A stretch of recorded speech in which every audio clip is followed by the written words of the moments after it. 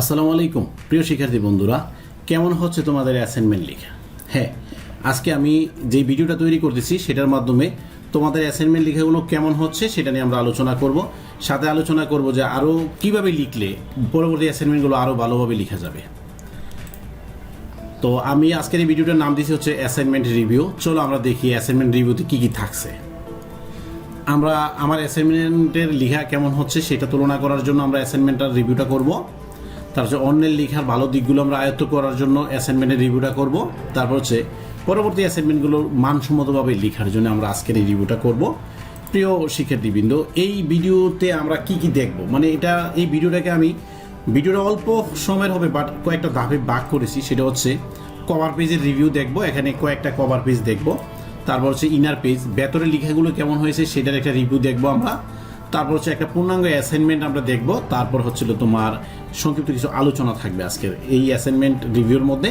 প্রিয় শিক্ষার্থী বন্ধুরা, চলো আমরা পরবর্তী আলোচনাগুলোর মধ্যে যাই। তার আগে আমি সবাইকে অনুরোধ করব, তোমরা দয়া করে আমার চ্যানেলটা সাবস্ক্রাইব করে বেল বাটনটা অন করে দিবে, তাহলে পরবর্তী এই সংক্রান্ত যত ভিডিও আছে তোমরা সবার আগে দেখতে পারবে এবং চাইলে ভিডিওটা বন্ধু বান্ধবদের সাথে শেয়ার করতে পারো। ধন্যবাদ। দেখো, আমরা যেই ভিডিও ইতিমধ্যে অ্যাসাইনমেন্টগুলো পেয়েছি এর মধ্যে বাহারি ডিজাইনের কভার পেজ নাম্বার 1 একটা দেখলাম, 2, 3, 4, 5, 6, 7, 8, 9, 10 এই হলো তোমার এই অ্যাসাইনমেন্ট। তোমরা ইতিমধ্যে 10টা অ্যাসাইনমেন্টের কভার পেজ দেখেছো প্রিয় শিক্ষার্থী বন্ধুরা। তো এগুলোর মধ্যে কোনোটা হচ্ছে ভালো, কোনোটা খারাপ, কোনটা গ্রহণযোগ্য, কোনোটা একেবারে গ্রহণযোগ্য নয়, এগুলা গ্রহণযোগ্য নয়, এরকম কেমন। তো এখন তাহলে আমরা ইনার পেজটা দেখবো, যে ইনার পেজটার অবস্থাটা কি হয়েছে, স্টুডেন্টরা কিভাবে ইনার পেজে লিখেছে আমরা সেটা দেখবো। তো এর আগে আমরা দেখে নিলাম সূচিপত্রটা। এখানে আমি 2টা সূচিপত্র দিয়েছি, সূচিপত্র 1, সূচিপত্র 2। তো এখন তোমরা জিজ্ঞাসা করবা সেটা হচ্ছে এই অ্যাসাইনমেন্টের কাভারের সাথে তোমাদের কাভারগুলো তুলনা করবে, করে আরও ভালো কীভাবে লেখা যায় সেটার জন্য তোমরা প্রস্তুতি নিবে। এখানে আমি 2টা সূচিপত্র দেখালাম, এই সূচিপত্রের সাথে তোমরা তোমাদের সূচিপত্রগুলো তুলনা করবে, করে কিভাবে আরও ভালো সূচিপত্র লেখা যায় সে ব্যাপারে তোমরা অবশ্যই প্রস্তুতি নিবে এবং পরবর্তী তোমাদের যেই অ্যাসাইনমেন্টগুলো আছে সেগুলো আমাদেরগুলো বাস্তবায়ন করবে। তো আমরা দেখি ভেতরের পৃষ্ঠাগুলো লেখা। দেখো, এই হচ্ছিল ভেতরের পৃষ্ঠা।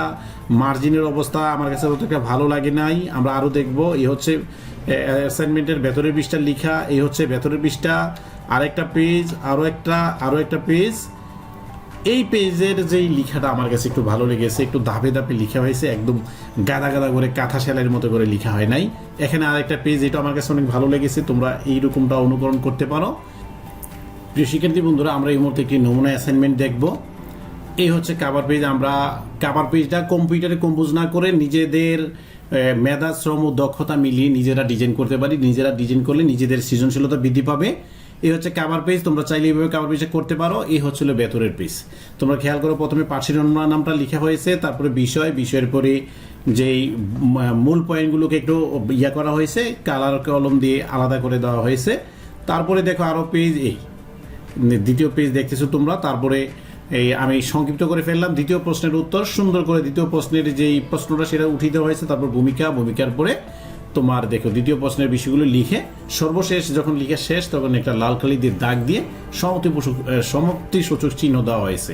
তো প্রিয় শিক্ষার্থী বন্ধুরা, এইরকম হইতে পারে আমাদের কাভার পেজের ডিজাইন বা লেখাটা। তোমরা যদি দ্বিতীয় পৃষ্ঠাটার মধ্যে খেয়াল করে থাকো তাহলে দেখবা যে পর্যাপ্ত পরিমাণ মার্জিন আছে চতুর্দিকে। তো আমরা এইরকম লিখতে পারি, এটা আমি তোমাকে সাজেস্ট করলাম। অথবা তোমরা এর চেয়ে বেটার যদি কোনো ওয়াই জানা থাকে তাহলে লিখতে পারো। বাট এর আগে আমরা যে অ্যাসাইনমেন্টের ইনার পেজগুলো দেখেছি সেগুলো গ্রহণযোগ্য নয়। এগুলা লিখলে নিজেদের সৃজনশীলতা বৃদ্ধি পাবে না। তো নিজেদের সৃজনশীলতা বৃদ্ধি পাওয়ার জন্য আমরা এই ধরনের কভার ইনার পেজগুলো লেখার জন্য চেষ্টা করব। প্রিয় শিক্ষার্থীবৃন্দরা, আর কিছু কথা, সেটা হচ্ছে অ্যাসাইনমেন্ট একটা সৃজনশীল কর্ম, নিজে নিজে লেখার চর্চা করবে। কভার পেজের ডিজাইন রঙিন সাইন পেন দিয়ে নিজে করবে, তাহলে নিজেদের সৃজনশীলতা বৃদ্ধি পাবে। ইন্টারনেটে পাওয়া, ইউটিউবে পাওয়া, ফেসবুকে পাওয়া কোনো লেখা কপি করে লিখবে না। এটা যেমন অ্যাসাইনমেন্টের আইনের বিরুদ্ধে যায়, তেমনি তোমার সৃজনশীলতা মার খেয়ে যাবে।